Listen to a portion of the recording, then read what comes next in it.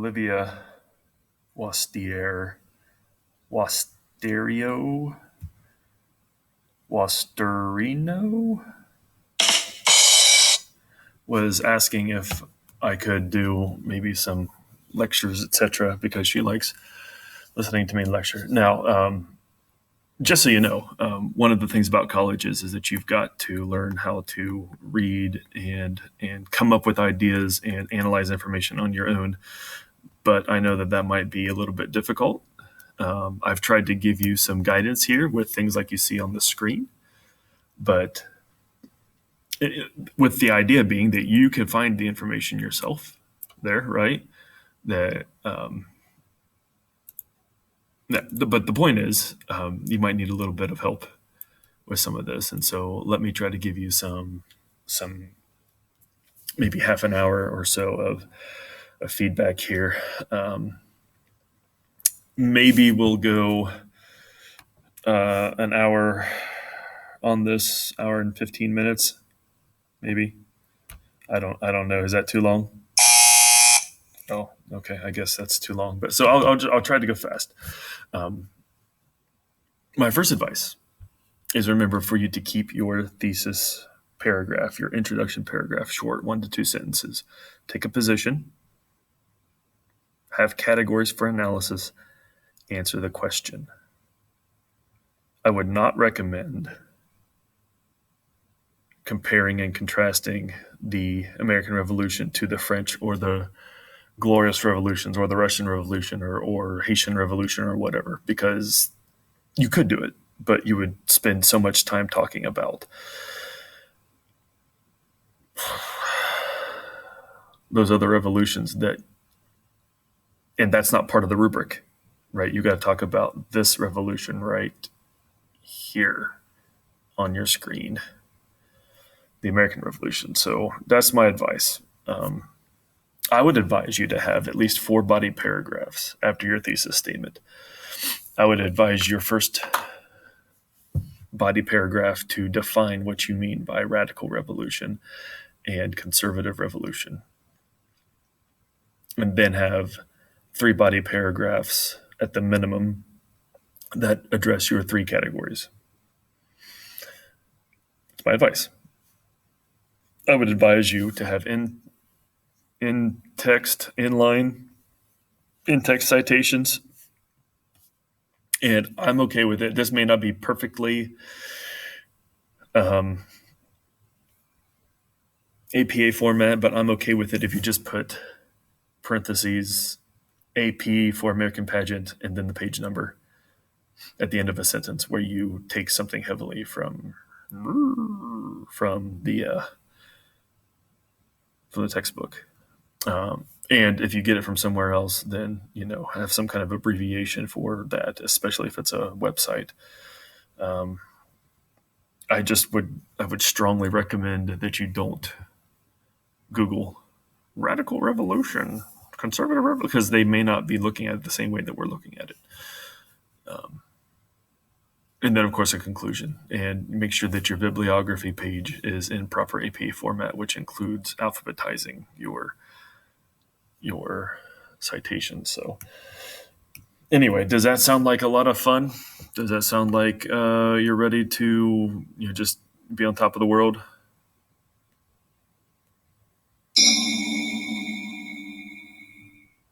Okay, maybe not.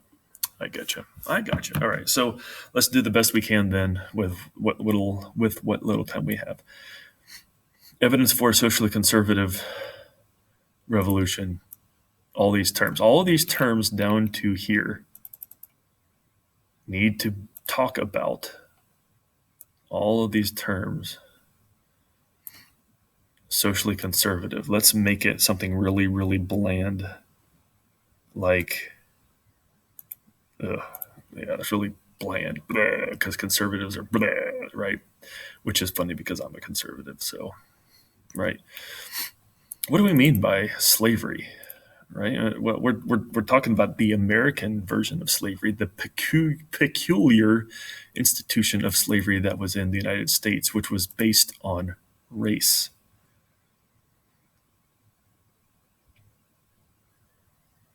that it was inherited by, from passed on from one generation to the next.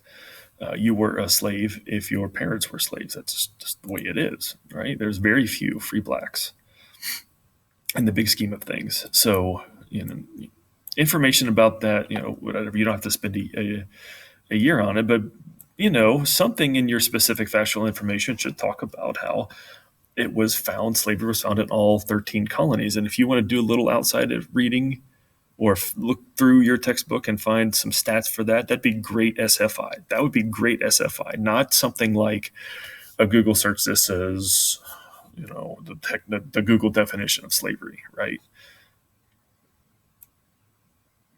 How is it socially conservative? How does this term prove that the revolution, the American Revolution, was conservative, at least in this aspect?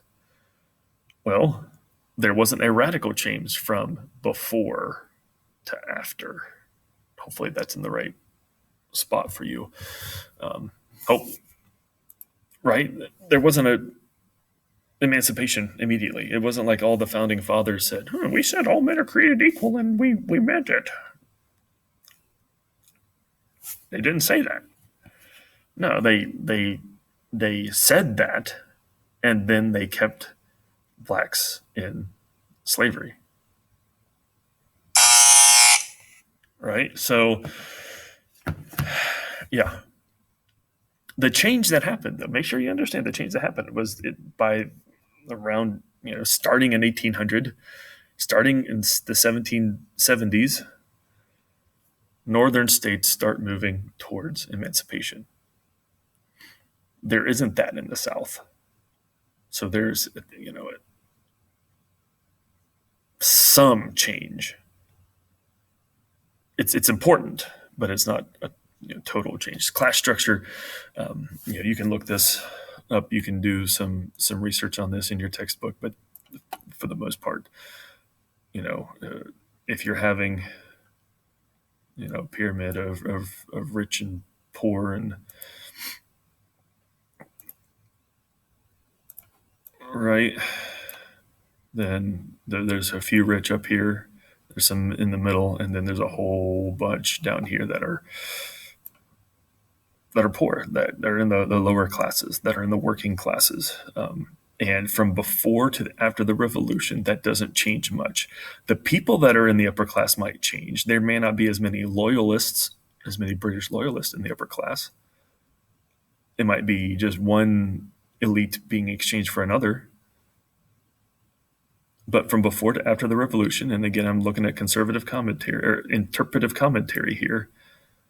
From before to after the revolution, the class structure doesn't change. The percentage of people in the upper class relative to before compared to after the revolution is roughly the same. As far as public office goes, beforehand you had a bunch of elites from Britain, appointed by the king in the high-ranking parts of colonial government. In short, we're going to get to a broader political participation down below in the radical parts, right? But there were still high qualifications for public office. You usually had to have property or wealth in order to be elected, to be even considered to be elected. So it's kind of, again, trading one elite for another, and a British elite appointed by the king to an American elite that's elected. Sure, there's a difference, but it's still elite. It's still the upper class. You can't get elected if you don't have a certain amount of land, which means you have to have a certain amount of wealth. Loyalist estates, it wasn't like they took the land that the loyalists owned, and when the loyalists left, that they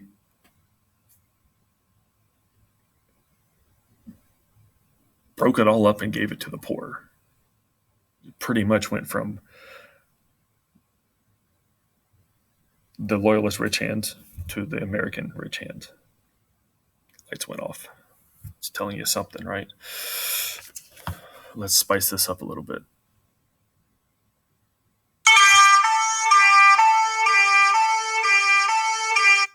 Nothing like a European ambulance alarm to wake you up.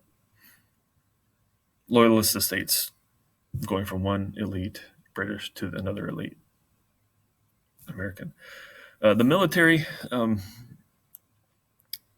there's some radicalism in here, but there's also some conservatism in here. And what you should know about before the revolution is that the Americans seemed to be more inclined to serve in a militia, which means that you were a volunteer, which means that you could come and go as you pleased. George Washington didn't like that. He thought that was not so good for winning a war. And so he begged and pleaded Congress for, once you get in, you have to stay for a certain length of time, right? A couple years. And I think by the end of the war, he was asking Congress to draft people for the duration of the war. And when they got that, that kind of takes away some freedoms of people. And I would not say that conscription and drafting and military discipline would be considered radical revolution, at least in the sense that we're thinking of here. It certainly is change, but is it change towards the more democratic? Maybe not. So that might be something that you want to think about, is how do you fit this term in? Does that seem like a lot of change to you and therefore is radical, or does it seem like backwards kind of change and therefore is conservative or reactionary? I'll let you deal with that. Let me actually talk about women when I look at overall status of women. There is a reason why I've lumped these or divided these two up. You know what? Let's just talk about it now. Before the revolution, women fell under what was called the laws of coverture.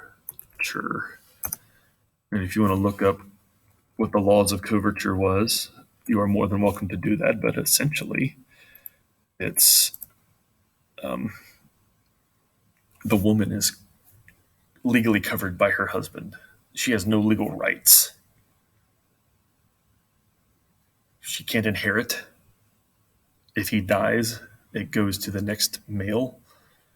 If the husband dies, it's not like she gets all the property. It goes to the next of kin male, which could be her son, but also could be like an uncle or a brother of her husband or something like that. So yeah, definitely not fair to us today. She had few divorce rights, right? Probably depended on the colony, but you probably couldn't. Sometimes even a woman's testimony in court wasn't considered as reliable as a man's was. It was kind of like, right, not equal. There was some loosening of that as the revolution goes on, but the New Jersey, for example, gives women the right to vote. That's pretty radical, which you'll see down below. But it's not like inheritance laws change dramatically. It's not like divorce laws change dramatically. And it's not like every new state gives women the right to vote. And New Jersey takes it away in 1800 anyway. So politically, there's that. Now, if we want to go down to overall status of women, we can look at education of women. Women were being educated. They were going to dame schools and finishing schools, right? So women were getting educations. I mean, you could look at Dr. Benjamin Rush if you wanted to. Let me write that out. Come on. He was a founding father, a signer of the Declaration of Independence, right? He was all for women's education, but was it really a radical education, or was it really to teach women how to read and write so their sons could learn how to read and write and be better in politics and business? Right? Was it really educating women for the sake of the women, or was it educating women for someone else's sake? Was it teaching women how to be less emotional and hysterical? To teach women to not read smutty romance novels, which, yes, did exist back then, and to read philosophy and science and so on? So there was change, but what kind of change was it? Was it for the better, or was it still very sexist? Right?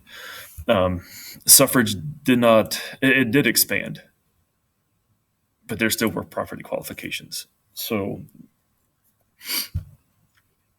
and did some free blacks get to vote? Kind of, right? In the North, maybe. Did women get to vote? Well, in New Jersey, that's about it. So it wasn't like there was an expansion of who could vote, but it wasn't monumental. Look up how many free blacks were in the South and northern states. See if you think that the free black population and their opportunities looks like a radical change in American life. Was their life any better? Did they have the ability to serve on juries? Did their testimony count in court? Did they have an assured right to vote, even if they did hold property? Right. So look up some of those things, and if you want some help, I can help you. But I do want to try to give you something to do on your own. And of course, I've got to already address property qualification. So the overall status of African Americans changed greatly from before to after the war. I mean, heck, a lot of them went over to England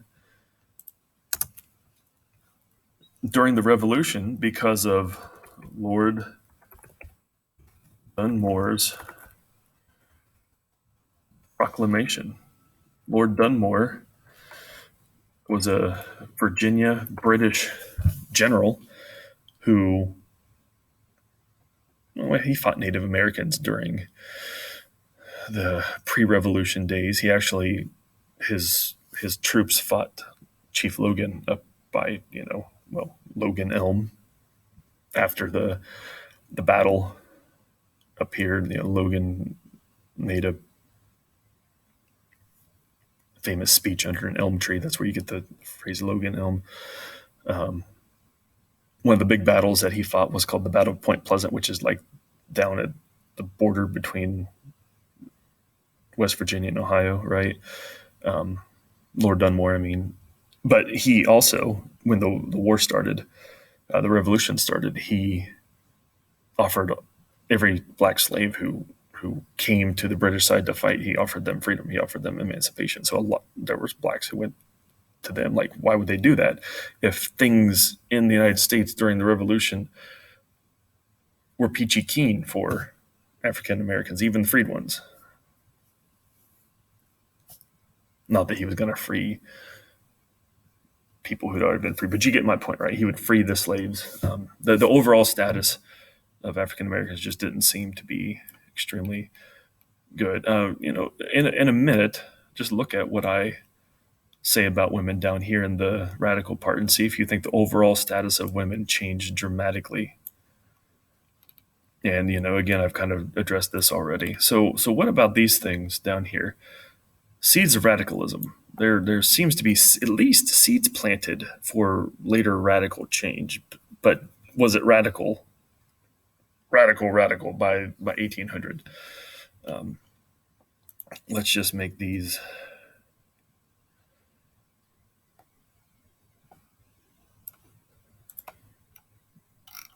red, right? Red, this color of passion and fury and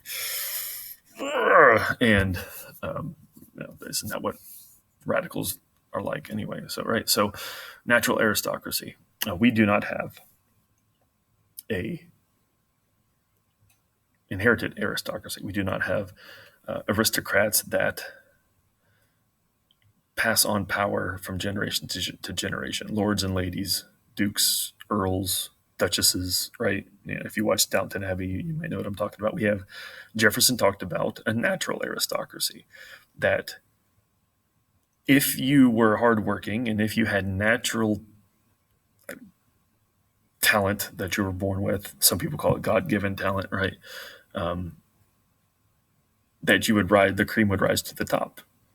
And that would be okay because you earned it. It wasn't just a happy accident that you happened to have certain type of blood in your body, right? In your veins. Noble blood, noble blood. That's kind of a radical change, right? Because it's more of a meritocracy. Meritocracy.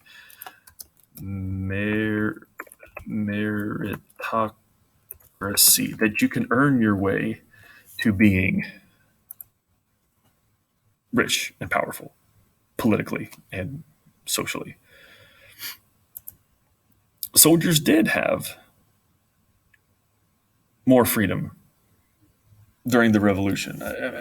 There was a page in here in the Enduring Vision book. If you need to come get it, certainly you can, where it just gave a great example of this. I'll find it, don't you worry.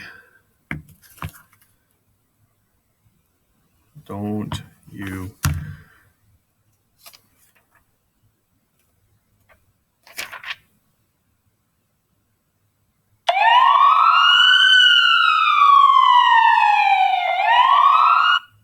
okay.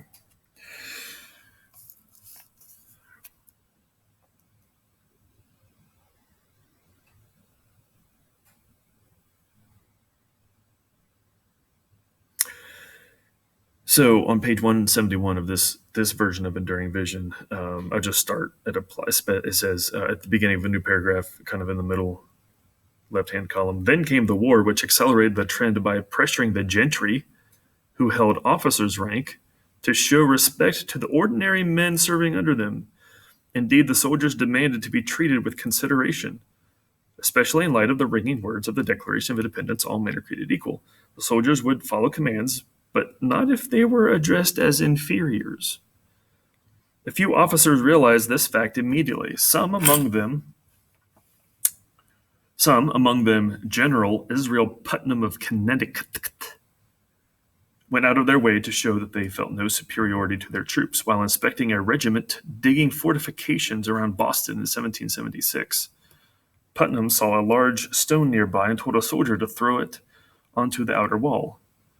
The individual protested, "Sir, I am a corporal." If you don't know, like it goes private and then corporal. Like it's not a high rank, right? Then sergeant, then lieutenant, and so on. Like it's not a high rank. It's not anywhere near general. The individual protested, "Sir, I'm a corporal. I'm not going to throw that rock over the blah, blah, blah." Putnam replied, "Oh, I ask your pardon, sir." The general then dismounted his horse and hurled the rock himself, to the immense delight of the troops working there.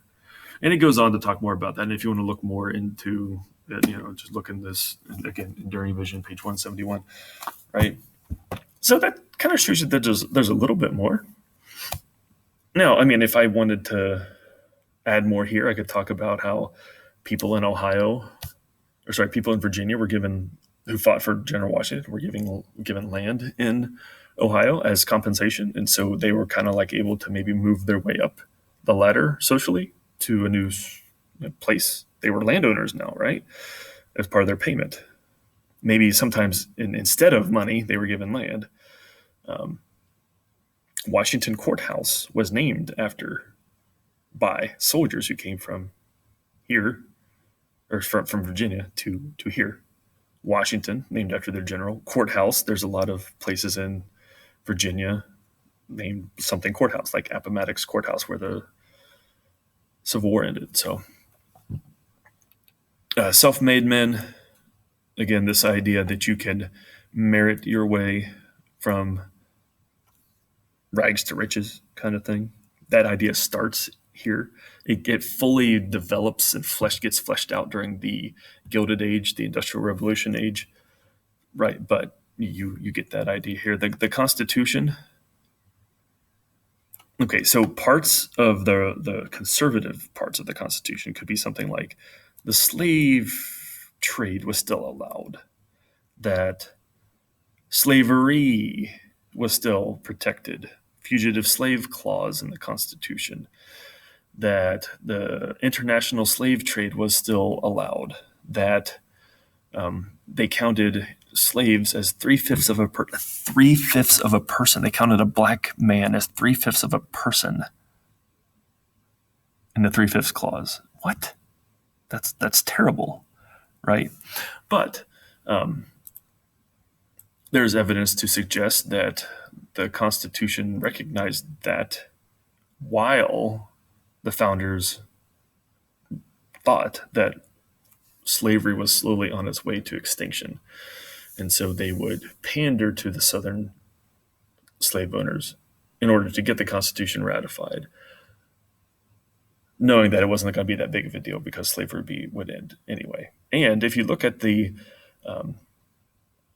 international slave trade in the Constitution, it was allowed, but it was supposed to cut off 20 years after the Constitution was ratified. So that was 1788. It was supposed to end in 1808, and it did. So there's a little bit of radicalism there, right? The fact that there is checks and balances and separation of powers, those are huge differences in the way that politics had ever been done before. I mean, look at Federalist 10. Like I said, it flew in the face of prevailing political theory at the time. State constitutions, I'll let you look this up, but and I can show you specific places. Some state constitutions were more radical, like New Jersey down here, giving women the right to vote. That's pretty radical. Didn't last very long, right? But there were some states that were much more conservative. They had higher property qualifications, and they had a stronger governor, just like those British governors. They had lots of power. And then there were some who had weak power for their governors, which was a little more radical, right? Voting qualifications did expand. It went to property owners, but that still allowed for a greater degree of people being able to vote than in the history of the world. The only people who could vote before in any place were the nobles, the nobility, right? Maybe if you became very wealthy, if you weren't a noble, if you became very wealthy, you could buy your way into politics. But now we are allowing, if you own, only a quarter section, which is like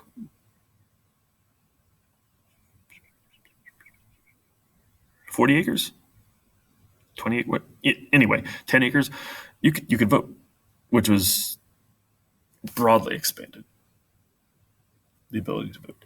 The idea, of course, was that we can't just let anybody vote, right? Because not everybody knows enough about politics to really even be able to understand the issues, and you're more likely to know about the issues if you have land because you want to protect your land, right? There's more to it than that, but you can, Quakers and emancipating people in the North, that goes hand in hand. There were opportunities for freed blacks, and Prince Hall and Phyllis Wheatley are examples of that. You can look those up pretty easily. I've already talked about slave imports being blocked off. Some black suffrage was possible for these freed blacks. Women camp followers Sometimes when you say camp followers, you mean prostitute, but that doesn't necessarily have to be the case in the revolution. There, of course, there were prostitutes during revolution, but there are also women who just followed their husbands around, which means that there were a lot of women who got to see more and have more experiences than they would have in their small town.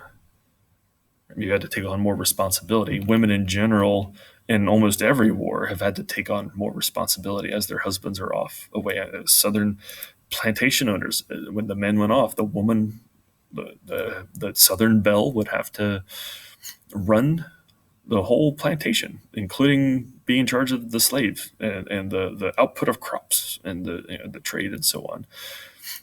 Women were given educations. And yes, it was so that Republican motherhood, they could teach their sons to be proper gentlemen and good American patriots, right? That's the real thing. The values of Republican representative democracy infused into their veins, but women were given. There was a change, and there was a lot more female education after the war than before. There was no nobility allowed. The Constitution said that it is unconstitutional to give titles of nobility that can be inherited and passed on from generation to generation. If you win a Congressional Medal of Honor, good for you. That has nothing to do with whether your son or daughter gets to have one. It's not like getting a Congressional Medal of Honor makes you Lord Thomas Chuck, right? Lady Low. That's not what it means. The end of these two things, the first son inheriting everything, not the first daughter, even if she was older. Keeping the family property in your name, those two were abolished. You could sell your land outside of your household now, and so therefore more people can get access to that land, and therefore there might be a democratization of land. And of course, there were people who rebelled against the colonial governments before the war. There were people after the war who rebelled, and even during the war, who rebelled against George Washington, right? Look up the Newburgh Conspiracy. If you put Newburgh Conspiracy in there, that's something. Now, conservative, the Newburgh conspirators didn't get what they wanted. It would have been a radical change if they had. George Washington kind of forestalled them himself, right? Just see if you can find about him putting on his glasses, saying, "I've grown old in your service," right? I'm so tired.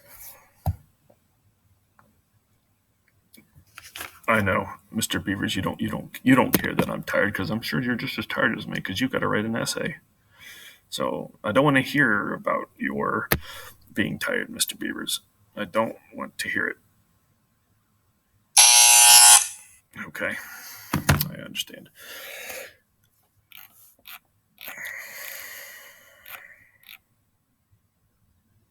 What was I saying? Oh, I mean, this fits into the timeline too. Conservative. Look up the whiskey rebels who rebelled against Alexander Hamilton's whiskey tax.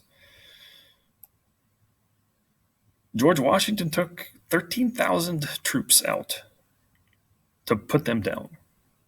That didn't happen to these guys. These guys were, fought bloody battles and were turned away, but pretty much peacefully before the revolution. After the revolution, George Washington, well, he didn't kill anybody as far as I know, but he threatened to with 13,000 troops.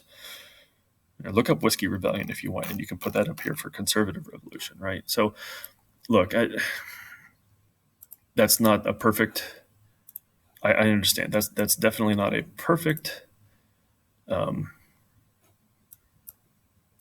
lecture, but it might be helpful.